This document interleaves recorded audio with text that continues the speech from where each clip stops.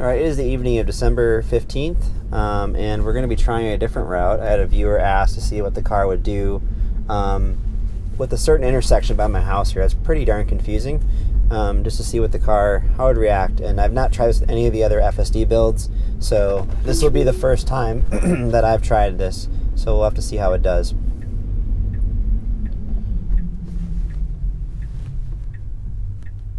So in case you're wondering, we're going to be on Reservoir Blvd here. We're technically in Columbia Heights, right on the border of Northeast Minneapolis and Columbia Heights. So, car is being pretty hesitant with traffic to the right. It's clear. So, again, I think there's some side visibility issues that Tesla needs to kind of focus on in subsequent builds that I hope they'll be addressing sometime in version 11. But so yeah, this intersection, as you can see, is kind of confusing. We're almost having to make like a U-turn, turn back on the 37th here. So I will be very interested to see what the car does here.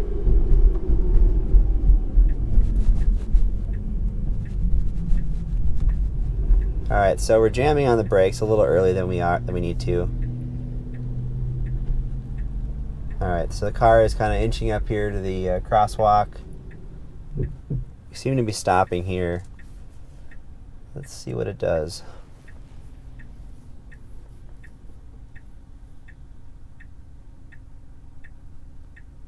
All right, so we have a green light. Let's see what it does here. I don't think it's going to want to actually make this left turn. Let's see.